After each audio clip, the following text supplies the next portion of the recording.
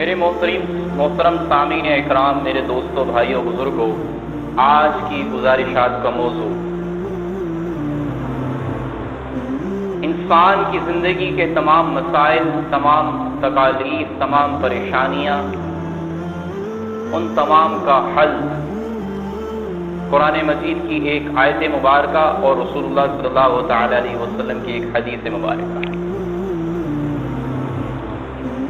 دیکھیے، دین اسلام ضابطۂ حیات ہے۔ ضابطہ قانون کو، دستور کو کہتے ہیں، کوڈ کو کہتے ہیں۔ پوری زندگی کو گزارنے کا ایک مکمل دستور، ایک مکمل قانون اور ضابطہ اللہ تبارک و تعالی نے دین اسلام کی شکل میں میرے لیے، آپ کے لیے، رہتی دنیا کے تمام انسانوں کے لیے مقرر فرما دیا۔ اس کا نام دین اسلام ہے۔ دین اسلام کے اندر ہر ایک کے لیے رہنمائی موجود ہے، ہر ایک کے لیے۔ وہ بچہ جو آج کی تاریخ میں اپنا پہلا قدم اس دنیا پہ رکھتا ہے، اس بچے سے لے کر وہ شخص جو اس دنیا میں اپنا آخری سانس گزار کے اس دنیا پانی سے کوچ کر جاتا ہے، تمام کے تمام انسانوں کے لیے اللہ نے دین اسلام میں ہدایات رکھ دی ہے۔ بوڑھا ہو، جوان ہو، مرد ہو یا عورت ہو، استاد ہو یا شاگرد ہو، امتی ہو یا نبی ہو، مزدور ہو یا کاروباری ہو، تاجر ہو یا مزدور ہو، ڈاکٹر ہے، مریض ہے، ہر ایک کے لیے اللہ تبارک و تعالی نے غرض تمام کے تمام احکامات، تمام کی تمام ہدایات دین اسلام میں رکھ دی ہیں۔ دین اسلام ایسا اکمل اور کامل دین ہے کہ کوئی بھی دوسرا دین، کوئی بھی دوسرا قانون اور ضابطہ زندگی گزارنے کے حوالے سے اس کا مقابلہ نہیں کر سکتا۔ پیچھے تمام کے تمام ادیان اس کے مقابلے میں ہیج ہے، کوئی حیثیت نہیں رکھتے۔ حضرت عیسیٰ علیہ السلام کو لے لیجئے۔ اگر آج عیسائی کہتے ہیں کہ اگر آج وہ کہیں کہ ہمارا دین کامل اور اکمل ہے، تو ان سے پہلا سوال یہ کیا جائے گا کہ بتاؤ کہ تم اپنی زندگی میں شادی بیاہ کرتے ہو اور اپنی زندگی میں کسی خاتون کو اپنے نکاح میں لے کر آتے ہو، وہ تم اپنی شریعت کے مطابق کرتے ہو، لیکن بتاؤ تمہارے نبی نے کیا طریقہ چھوڑا ہے تمہارے لیے شادی کرنے کا؟ تو چونکہ حضرت عیسیٰ علیہ السلام نے اس دنیا میں کسی سے نکاح نہیں کیا، جب وہ قرب قیامت تشریف لائیں گے تو اس امت کی بیٹی سے نکاح کریں گے، یہ ان کا شرف ہے، اس امت کا شرف ہے۔ لیکن بتائیے کیا عیسائیت کامل اور اکمل رہی؟ نہیں۔ اس طرح کی بے شمار مثالیں۔ دین اسلام کامل اور اکمل دین ہے۔ رسول اللہ صلی اللہ تعالی علیہ وسلم کی عملی زندگی ہمارے سامنے، بالکل سامنے کھول دی گئی ہے۔ ہر لحاظ سے ہمارے لیے اس کے اندر ہدایت موجود ہے، رہنمائی موجود ہے۔ تو اللہ تبارک و تعالی نے دین اسلام کے اندر جو احکامات نازل کیے ہیں، اس کی دو قسمیں ہیں۔ پہلی قسم کے وہ احکامات ہیں کہ جن کو اللہ تبارک و تعالی نے خود بذات خود قرآن مجید کے اندر یا حدیث قدسی کے اندر یا پھر اپنے نائب، اپنے نمائندے حضرت محمد مصطفیٰ احمد مجتبیٰ صلی اللہ تعالی علیہ وسلم کی شکل میں ان کی احادیث کے ذریعے سے ہم تک جو احکامات پہنچائے ہیں کہ یہ کام آپ نے کرنے ہیں، ان کو اوامر الہیہ کہتے ہیں۔ یہ پہلی قسم ہے۔ دوسرے لفظوں میں تمام کرنے کے کاموں کو اوامر الہیہ کہتے ہیں، جن کے اللہ تبارک و تعالی نے حکم دیا ہے۔ دوسری قسم وہ ہے کہ اللہ تبارک و تعالی نے بذات خود یا اپنے نمائندے کے ذریعے سے جن کاموں کے نہ کرنے کا حکم دیا ہے، جن کاموں سے بچنے کا حکم دیا ہے، ان کو نواہی کہتے ہیں کہ یہ کام نہ کرو، بچ جاؤ۔ یہ دو قسمیں ہیں احکامات کی۔ ایک کام کرنے والے ہیں اور دوسرے کام وہ ہیں جو آپ نے نہیں کرنے۔ اب ہم میں سے ہر ایک انسان کو یہ دیکھنا چاہیے کہ آج کے اس لمحے کے اندر اللہ تبارک و تعالیٰ کے یہ زندگی کے ہر موڑ پر اللہ تبارک و تعالیٰ کا کون سا حکم میری طرف متوجہ ہو رہا ہے کہ میں اس کو کروں، اور کون سا ایسی نہیں مجھ پر متوجہ ہو رہی ہے کہ میں اس کو نہ کروں۔ یہ دھن اور دھیان لگ رہا ہے۔ اللہ کا کوئی حکم ٹوٹے نہ اور رسول اللہ صلی اللہ تعالی علیہ وسلم کا کوئی طریقہ چھوٹے نہ، یہ دین اسلام کو لب لباب اور نچوڑ ہے۔ मक्खन है दीन इस्लाम का। अल्लाह का कोई हुक्म न टूटे, अल्लाह ने काम करने का हुक्म दिया, उसको हम काम को कर गुजरें, जिस काम से मना किया गया है उस काम से रुक जाएं। ये दीन इस्लाम के अंदर अल्लाह का कोई हुक्म ना तोड़ना इसके मुतरादिफ है, ये मतलब है इसका। रसूलुल्लाह सल्लल्लाहु तआला अलैहि वसल्लम ने किसी काम के करने का हुक्म दिया, अल्लाह की हिदायत के मुताबिक उस काम को कर जाएं, और जिन कामों से मना फरमाया है उस काम को ना करें। और रसूलुल्लाह सल्लल्लाहु तआला अलैहि वसल्लम के तमाम तरीकों को मोहब्बत भरे अंदाज में अकीदत और मोहब्बत के साथ अपनी जिंदगी में लेके आना, ये अल्लाह के नबी सल्लल्लाहु तआला अलैहि वसल्लम का कोई तरीका ना छोड़ना, ये उसकी तारीफ है। ये दीन इस्लाम का लुब्बे लुबाब और निचोड़ है। बड़ी बड़ी किताबें पढ़ना मकसूद नहीं है। अगर कोई आलिम भी इस पे नजर रखता है तो उसकी शान ऐसी है कि उसकी परवाज़ को भी पहुंच नहीं सकता। लेकिन अगर कोई अहले इल्म भी अल्लाह के हुक्मों को तोड़ रहा है, नबी सल्लल्लाहु तआला अलैहि वसल्लम के मुबारक तरीकों को छोड़ रहा है, तो वो आम बंदे से भी क्या गुस्सा है। आम बंदे के पास तो इल्म नहीं था, उसने अमल नहीं किया, वो उससे सवाल जरूर होगा कि तुमने इल्म क्यों नहीं हासिल किया, इतना कि 24 घंटे की जिंदगी तुम्हारी दीन इस्लाम के मुताबिक गुजर सके। लेकिन ए आलिम, ए कारी, ए हाफिज, ए मुफ्ती, तेरे पास तो इल्म था, तू तो अल्लाह को जानता था, तूने अल्लाह की कुरान के जरिए से, अल्लाह के नज़ायर और इन कुदरती नज़ायर के जरिए से, हदीस मुबारका के अंदर दकाइक और हकाइक के जरिए से अल्लाह को खूब पहचान लिया था। उसकी मारिफत के बाद भी तूने उसकी नाफरमानी क्यों की, पूछा जाए। तो ये है अवामिर और नवाही।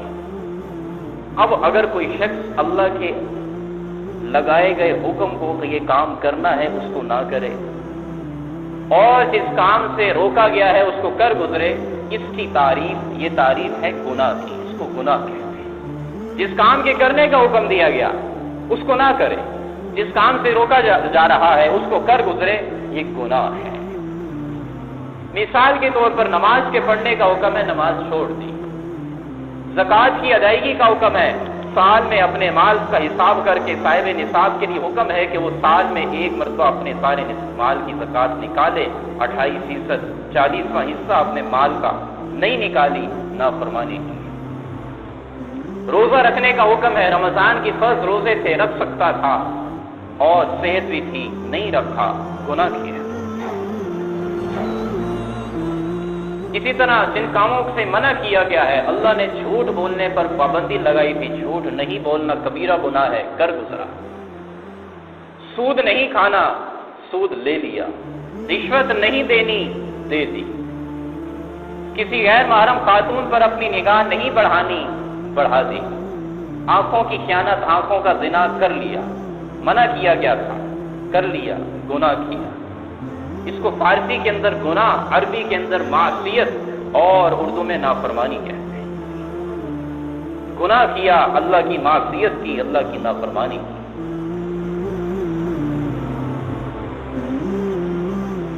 अब देखिए अल्लाह तबारक व तआला की जब हम इंसान कोई मासियत कर लेता है, गुनाह कर लेता है, तो उसके बाद उसको क्या करना चाहिए? इस सवाल का जवाब पूछने के लिए हम हजरत हकीमुल उम्मत मौलाना अशरफ अली साहब थानवी रहमतुल्लाह अलैह के पास चलते हैं और उनसे पूछते हैं इस सवाल का जवाब क्या है कि जब इंसान अल्लाह की नाफरमानी कर लेता है, उसके लगाए गए हुक्म को तोड़ता है और उसकी नवाही जिससे मना किया गया था उसको कर गुजरता है, तो अब इसको क्या करना चाहिए? हजरत फरमाते हैं क़ब्ल अस्सुदूर मासियत हिम्मत, बाद अस्सुदूर मासियत तौबा। जब तक गुनाह इंसान से नहीं हुआ, गुनाह का वसवसा दिल में आ रहा है, शैतान दिल में डाल रहा है, नफ्स उभार रहा है, बुरा माहौल और माशरा उसको गुनाह के ऊपर उभार रहा है, क़ब्ल अस्सुदूर मासियत, मासियत के करने से पहले या सादिर हो जाने से पहले हिम्मत, हिम्मत, हिम्मत। इसको चाहिए कि हिम्मत करे, हिम्मत से काम ले, जितना बच सकता है बचे, उस माहौल को छोड़ दे। बुरे वसवसे आ रहे हैं, उन वसाविस को दूर करने के लिए वुजू करे, नवाफिल में मशगूल हो जाए, वुजू करके कुरान की तिलावत में मशगूल हो जाए, वुजू करके कोई दीन इस्लामी किताब उठाकर, सीरत की, हदीस की किताब उठा के उसको पढ़ने लग जाए, वो गुनाह का ख्याल उसके ज़हन से निकल जाए। और फिर फरमा दिया कि इतनी हिम्मत के बावजूद भी अगर शैतान ने गुनाह करवा दिया, अपने नफ्स पर मजबूर होकर उसने गुनाह कर लिया, इंसान है, गुनाह हो जाता है, गुनाह कर लिया, बाद सुदूर मासियत के सादिर हो जाने के बाद तौबा करो, अल्लाह से अपने इस गुनाह पर फौरी माफी मांगो। ऐ अल्लाह, मुझसे गुनाह हो गया, मैं तेरी नाफरमानी कर बैठा, मुझे चाहिए था कि मैं तेरी नाफरमानी ना करता, तेरे मुझ पर बहुत एहसानात हैं, तूने मुझे माँ के पेट के अंदर भी पाला, माँ के पेट से बाहर निकलने के बाद भी तूने मुझे लावारिस नहीं छोड़ा, माँ के पेट के अंदर एक खुराक का जरिया था, माँ के पेट से बाहर निकला तो मेरी माँ की छाती में 2 खुराक के जरिए पैदा कर दिए, 2-2.5 साल मैंने उससे खुराक हासिल की, उसके बाद भी तूने कहा इंसान में तेरा रब हूं, मैंने तुझे छोड़ा नहीं, उसके बाद तूने मेरे लिए 4 ज़राए पैदा कर दिए, आसमान से बारिश की शक्ल में तूने पानी बरसाया, उसी बारिश के जरिए से तूने जमीन से सब्जियां उगाई, तूने जमीन से फल उगाए, तूने जमीन से दरख्तों के ऊपर फल उगाए, मुख्तलिफ सब्जियां, मुख्तलिफ चावल, गंदम और ये सारी चीजें उगाई, ये दूसरा जरिया। तीसरा जरिया तूने फलों की बेशुमार ढेरें लगा दी, मैंने उससे अपनी खुराक का इंतजाम किया। चौथा जरिया तूने जानवरों के खानों में मेरे लिए दूध मुहैया कर दिया और जानवरों के सीनों में मुझे मेरे खाने के लिए गोश्त मुहैया कर दिया। ये 4 ज़राए भी तूने मुहैया कर दिए और मुझसे मुतालबा किया कि इंसान चारों चीजें से अपनी खुराक की जरूरत को पूरा कर, लेकिन मेरी मासियत नहीं करनी, मेरे लिए बात अच्छे अमाल लेकर आने हैं, लेकिन मैं तो तेरी नाफरमानी कर बैठा, मुझे माफ फरमा दीजिए और मुझे आइंदा इस गुनाह से और तमाम गुनाहों से बचने की तौफीक अता फरमा दीजिए। ये करने का काम है। कौन फरमा रहे हैं? हज़रत थानवी रहमतुल्लाह अलैह हकीमुल उम्मत है। हकीम किसे कहते हैं? एक होता है आलिम, एक होता है फिकी जो मसाइल जानता है, और हकीम का दर्जा आलिम नहीं, फिकी नहीं, बल्कि इन दोनों से बुलंद ताला है। हकीम कहते हैं जो दीन के अहकामात का सिर्फ इल्म न रखता हो, दीन के मसाइल का फिकी की तरह सिर्फ इल्म नहीं रखता हो, बल्कि उनकी हिकमतें भी जानता हो। हकीम उल उम्मत हजरत को लक़ब हासिल है। एक मुख्तसर जिंदगी के अंदर 14,000 किताबें लिखकर चले गए, गालिबन 1400, एक बेशुमार किताबों का अंबार है, हर एक किताब की सैकड़ों जिल्दें हैं, दुनिया के सबसे बड़े मुसन्निफ हैं दुनिया के अब तक भी। कौन? हजरत थानवी हकीम उल उम्मत मौलाना शहीद थानवी साहब रहमतुल्लाह अलैह फरमा रहे हैं कबल सुदूर मासियत हिम्मत बारह सुदूर मासियत तौबा। अब हम देखते हैं कि हजरत ने ये तौबा का लफ्ज जो निकाला है, ये क्या कुरान और हदीस में मौजूद है? मैंने आपको बताया कि अल्लाह के तमाम अहकामात कुरान और हदीस में मौजूद हैं। कुछ कामों के करने का हुक्म उनको अवामिर इलाहिया कहते हैं, कुछ कामों से बचने का हुक्म है उनको नवाही कहते हैं। अब देखते हैं कि ये जो हजरत फरमा रहे हैं कि तौबा की जाए, क्या अल्लाह ने भी तौबा करने का हुक्म दिया है?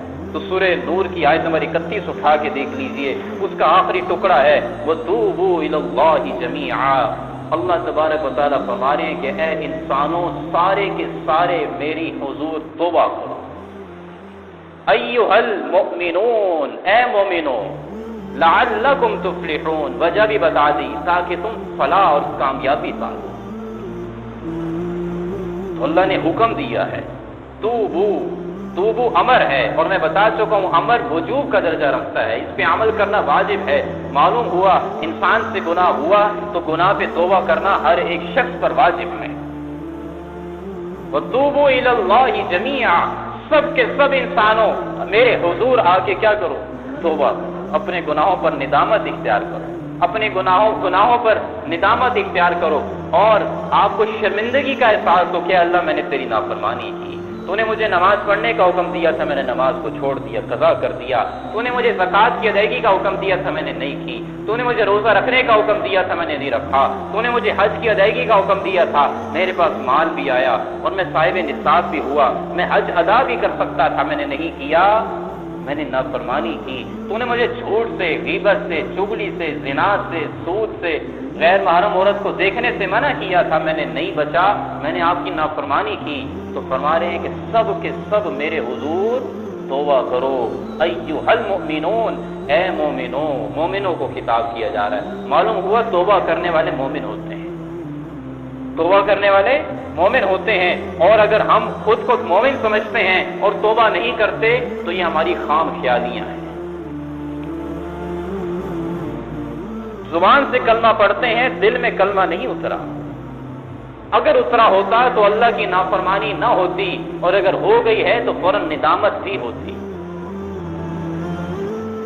لعلکم تفلحون، اللہ نے علت بھی بتا دی۔ اللہ تبارک و تعالیٰ کیسا کریم رب ہے، علت بھی بتا رہا ہے کہ تمہیں میں توبہ کرنے کا حکم اس لیے دے رہا ہوں، اس لیے نہیں کہ اس میں میرا نفع ہے، اس لیے نہیں کہ میرے خزانے اس سے بڑھ جائیں گے، اس لیے نہیں کہ میرے زیادہ ماننے والے ہوں گے، اس لیے نہیں کہ میرے سامنے زیادہ جھکنے والے ہوں گے، اس لیے نہیں کہ میرے حضور، میرے کعبہ کی، میرے بیت اللہ، میرے گھر کی زیادہ طواف کرنے والے ہوں گے، اس لیے نہیں کہ میرے لوگوں میں زیادہ مال خرچ کرنے والے ہوں گے، بلکہ اس لیے کہ تم کامیاب ہو جاؤ، میں کامیاب ہو جاؤں۔ لعلکم تفلحون، معلوم ہوا آخرت کی تمام کامیابیاں اور آخرت کی تمام کامرانیاں وہ توبہ کے ساتھ جڑی ہیں، اللہ کی نافرمانی سے بچنے سے جڑی ہیں۔ اب گناہوں میں سب سے بڑا گناہ کون سا ہے؟ سب سے بڑا گناہ، کچھ بڑے بڑے گناہ بھی ہیں، ان کے کر لینے کی وجہ سے انسان ہمیشہ کے لیے جب تک توبہ نہیں کر لیتا، جب تک ان گناہوں سے خلاصی حاصل کر کے دوبارہ اسلام میں نہیں آ جاتا، وہ شخص ہمیشہ کے لیے جہنم سے محروم ہے، جنت سے محروم ہو جاتا ہے، ہمیشہ کے لیے جہنم میں داخل ہونا اس کا لکھ دیا جاتا ہے، وہ جہنم کا مستحق ہو جاتا ہے، آخرت اور دنیا اس کی تباہ ہو جاتی ہے۔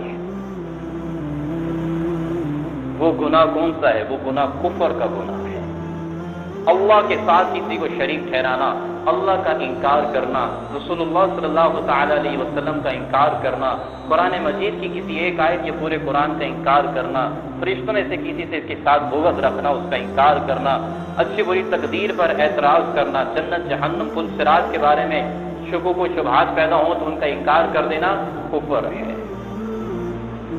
اور اللہ تبارک و تعالی نے قرآن مجید کے اندر دو لوگوں کا ذکر فرمایا، خیر البریہ، سب سے بہترین انسان، اللہ کی مخلوق میں سب سے بہترین انسانوں کا ذکر فرمایا، اور ساتھ ہی شر البریہ، اللہ کی مخلوق میں اللہ تبارک و تعالی نے سب سے بدترین انسانوں کا بھی ذکر فرمایا ہے،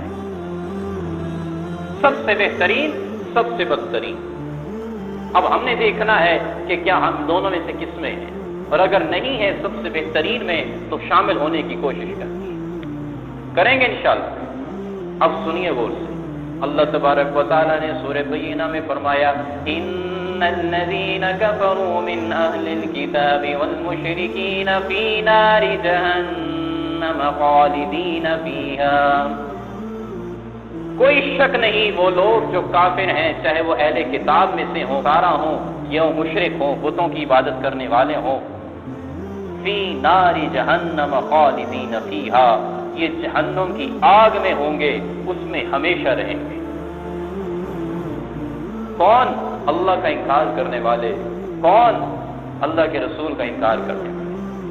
پھر آگے فرمایا، اولئک ھم شر البریہ، اللہ کی مخلوق میں سب سے بدترین لوگ ہیں یہ۔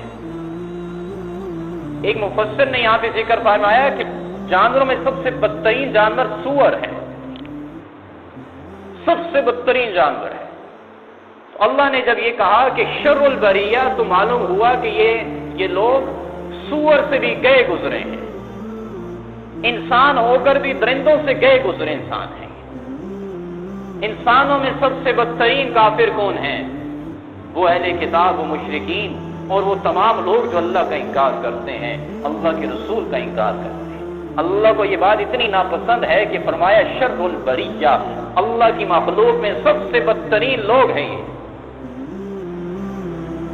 اور پھر ساتھ ان لوگوں کا بھی ذکر فرمایا کہ جو لوگ اللہ کی مخلوق میں سب سے اچھے ہیں، سب سے بہترین ہیں، فرمایا ان الذین آمنوا وعملوا الصالحات، بے شک وہ لوگ جو ایمان لائے اور انہوں نے نیک عمل کیے، مجھ پر ایمان لائے، عقائد ان کے مضبوط تھے، پختہ عقائد لے کر میرے پاس آئے اور نیک اعمال لے کر میرے پاس آئے، اولئک ھم خیر البریہ، یہی وہ لوگ ہیں جو اللہ کی مخلوق میں سب سے زیادہ بہترین ہیں، سب سے زیادہ بہترین ہیں اللہ کی مخلوق میں سب سے۔ کون؟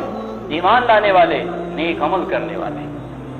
اب آپ مجھے بتائیے، یہاں پہ ذکر ہے اس بات کا کہ جس نے اپنا بینک بیلنس زیادہ اختیار کیا، جس نے گھر میں اپنا نئے سے نیا گھر تعمیر کیا، جس نے گھر اپنی دنیا کے اندر ایک نہیں، دو نہیں، تین چار سواریوں پہ سوار ہوا، اس کا ذکر ہے یہاں پر؟ جس نے زیادہ سے زیادہ مال کمانے کی کوشش کی، جس نے تجوریاں بھرنے کی کوشش کی، کیا اس کا ذکر ہے یہاں پر؟ جس نے اپنے بیٹے کی شادیوں پر خوب دھول دھماکہ کیا اور لاکھوں کا پیسہ لگایا، اس کا ذکر ہے یہاں پر؟ جس نے اپنی بچیوں کی شادیوں پر ڈھیر مال اس کے ہاتھ قربان کیا اور وہی مال کے عوض میں وہی بچی چند عرصے کے بعد اس کے گھر واپس آ گئی، اس کا ذکر ہے یہاں پر؟ جس نے اپنی اولاد کے اندر، جس نے اپنی عورتوں کے اندر حسن سلوک نہیں کیا، ان کا ذکر ہے یہاں پر؟ جو گھر میں داخل ہوا تو معلوم ہوا کہ جیسے زلزلہ آ گیا، کیا اس کا ذکر ہے یہاں پر؟ نہیں۔ نیک عمل چاہیے اللہ تبارک و تعالیٰ کو، ایمان کے لے آنے کے بعد نیک عمل، ایمان پختہ ہو اس کے بعد نیک عمل۔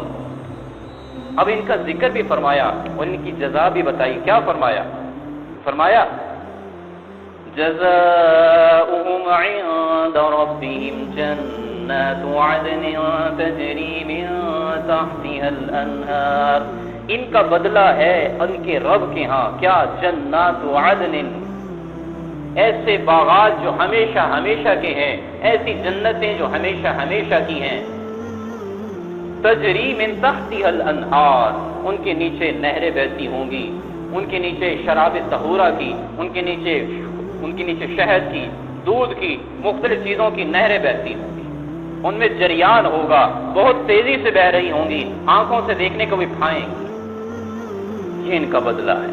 اس کے علاوہ خالدین فیہا ابدا، اس جنتوں میں، ان باغات میں ہمیشہ ہمیشہ کے لیے رہیں گے، اب ان سے وہ بدلہ واپس نہیں لیا جائے گا۔ دنیا عارضی زندگی ہے، آخرت ہمیشہ کی زندگی ہے۔ پھر فرما دیا ایک اور انعام، رضی اللہ عنہم ورضوا عنہ، یہ اللہ سے راضی ہوں گے، اللہ ان سے راضی ہوگا۔ اللہ کی رضا مل رہی ہے، اللہ کی رضامندی مل رہی ہے۔ دنیا میں انسان کو، غلام کو اپنے آقا کو خوش کرنے کا ڈھنگ طریقہ آ جائے اور اس ڈھنگ طریقے کو استعمال کر کے اپنے آقا کو خوش کر لے، خوش ہوتا ہے، یار میرے ماں باپ، میرے بزرگ، میرے اساتذہ، میرا آقا، میں اس کا غلام ہوں، مجھ سے خوش ہے، میرے لیے اور اس دنیا میں کوئی دوسری نعمت اس سے بڑھ کر نہیں ہے۔ اللہ کی رضا مل جائے، اس سے بڑھ کر کوئی نعمت نہیں ہے۔ ہم دنیا میں اللہ کی رضا کمانے کے لیے آئے ہیں، نیک اعمال کے ذریعے سے، اعمال صالحہ کے ذریعے سے۔ ایک اور ساتھ آخری نقطہ بیان کرتا چلوں، اس پہ آپ نے عمل کرنا ہے۔ ذَلِكَ لِمَنْ خَشِيَ رَبَّهُ،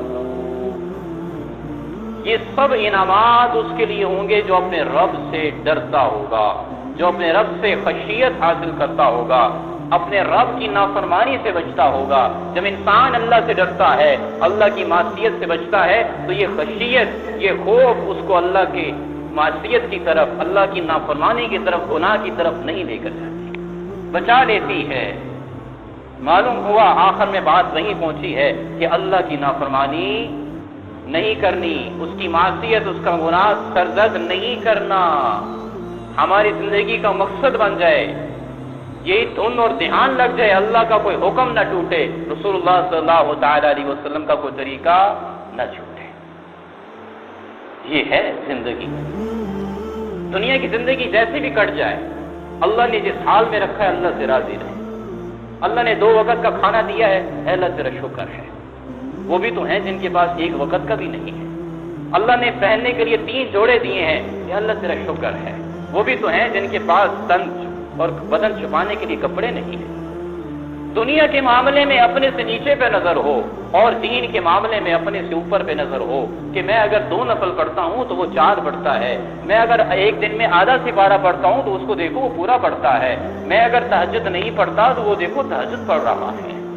دین کے معاملے میں، اعمال کے معاملے میں اپنے سے اوپر پہ نظر ہو اور دنیا کے معاملے میں، دنیا کی مالداری، دنیا کی چیزوں کے معاملے میں اپنے سے نیچے پہ نظر ہو کہ اگر میرے پاس ایک چھوٹا سا گھر چھوانے کے لیے ہے تو کچھ لوگ ایسے بھی ہیں جو فٹ پاتھ پہ سوتے ہیں۔ اگر میرے پاس ایک معقول سی آمدنی والی نوکری ہے، تو کچھ لوگ ایسے بھی ہیں جو بے روزگار ہیں۔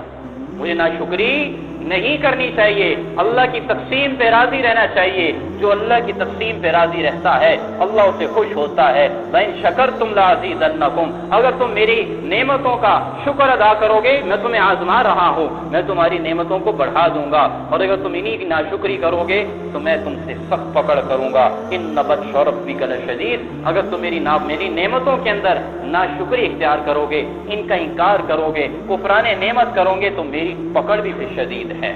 میں ان نعمتوں کو چھین بھی سکتا ہوں۔ پھر اس کے بعد جب انسان کو بیماری لاحق ہو جاتی ہے، صحت کے آ جانے کے بعد بیماری پھر سے آتی ہے، تو اللہ کے سامنے دعا کرتا ہے، اے اللہ اب مجھے صحت دے دے، اس کے بعد نافرمانی نہیں کروں گا۔ لیکن جب موت آ جائے گی تو اس کے بعد توبہ کا دروازہ بند ہو جاتا ہے۔ آج ابھی سے توبہ کر کے اٹھیں کہ اندر نافرمانی نہیں کریں گے۔ میں نے آپ کے سامنے ایک حدیث مبارکہ تلاوت فرمائی، اللہ کے نبی نے فرمایا، بات ختم ہو رہی ہے، الدین النصیحہ، دین سراسر بھلائی ہے، دین سراسر دوسرے کے ساتھ خیر خواہی ہے۔ صحابہ اکرام نے عرض کیا، فرمایا کہ کس کے ساتھ خیر خواہی کرنا؟ اللہ کے نبی نے فرمایا، انہ للہ ولکتابہ ولرسولہ ولعامۃ المسلمین وعامتهم ولأئمة المسلمین وعامتهم او کما قال علیہ الصلوۃ والسلام۔ تم نے رہنمائی، تم نے خیر خواہی کرنی ہے اللہ کی، رسول کی، کتاب کی، اور ان مسلمانوں کے سربراہوں کی، ائمہ کی، جو ان کے اقتدار والے ہیں، ان کے امام ہیں، ان کے سربراہ ہیں، اور تمام مسلمانوں کی۔ اللہ اور اس کے رسول اور کتاب کی خیر خواہی کیسے کرنی؟ اللہ کو نصیحت کریں گے، اس کے رسول کو نصیحت کریں گے؟ نہیں، اللہ کا کوئی حکم نہ ٹوٹے، رسول اللہ صلی اللہ علیہ وسلم کا کوئی طریقہ نہ چھوٹے، اور کتاب کے احکامات میں سے کوئی حکم نہ ٹوٹے، یہ اس کے ساتھ رہنمائی ہے، خیر خواہی ہے کہ ہم نے ایک اللہ کا، اس کے رسول کا، کتاب اللہ قرآن کا حق ادا کیا ہے، اور تمام کے تمام بڑے اقتدار والوں کے ساتھ خیر خواہی کرنا۔ ہمیں صرف بولنا آتا ہے اور انگلیاں اٹھانے آتی ہیں۔ کتنے ہیں کہ جنہوں نے اپنے بڑوں، اپنے سرداروں سے، اپنے امام سے، اور اپنے کاروبار میں اپنے بوس کے ساتھ مل کر علیحدگی میں اس کو بات سمجھائی ہو کہ حضرت بات ایسے نہیں ایسے ہے۔ گناہ کس سے نہیں ہوتا، نافرمانی کس سے نہیں ہوتی؟ انسان خطاؤں کا پتلا ہے۔ باہر بیٹھ کر اس کی نافرمانیاں، اس کی غیبتیں کرنا، اس کے پیٹ پیچھے سے باتیں کرنا، یہ تو اللہ کے مزید گناہوں کو اپنے ذمہ میں لینے کے مترادف ہے۔ وہ تو گناہ کر رہا ہے، ہم ڈبل گناہ کر رہے ہیں۔ ہمیں چاہیے کہ ہم اس کو بیٹھ کے سمجھائیں، اس کے ساتھ خیر خواہی، اس کو نصیحت کریں سمجھانے والے انداز میں، اور تمام کے تمام مسلمانوں کے ساتھ خیر خواہی کرنا یہ دین اسلام ہے۔ کیا مطلب یہ ہے، اس کے اندر سارے مسائل کا حل ہے کہ اگر آپ چاہتے ہیں کہ آپ کے گھر میں پھول آئیں تو دوسروں کے گھروں میں پھول پہنچائیں۔ آپ چاہتے ہیں کہ آپ کے بچے کامیاب ہو جائیں تو دوسرے کے بچوں کو نیک دعاؤں میں یاد رکھیں۔ آپ چاہتے ہیں کہ آپ کے رزق کے اندر برکتیں، رحمتیں ہوں تو دوسروں کے لیے دعائیں کریں، دوسروں کی ٹانگیں نہ کھینچیں۔ ہم چاہتے ہیں ہمارے گھر میں پھول آئے تو دوسروں کے گھر میں کانٹے کیوں بھیجتے ہیں؟ ہم چاہتے ہیں کہ ہماری بیٹی، میرے محترم سامعین اکرام، میرے دوستوں، بھائیوں، بزرگوں، آج کی گزارشات کا موضوع انسان کی زندگی کے تمام مسائل، تمام تکالیف، تمام پریشانیاں، ان تمام کا حل قرآن مجید کی ایک آیت مبارکہ اور رسول اللہ صلی اللہ تعالی علیہ وسلم کی ایک حدیث مبارکہ۔ دیکھیے، دین اسلام ضابطہ حیات ہے، ضابطہ قانون کو، دستور کو کہتے ہیں، کوڈ کو کہتے ہیں، پوری زندگی کو گزارنے کا ایک مکمل دستور۔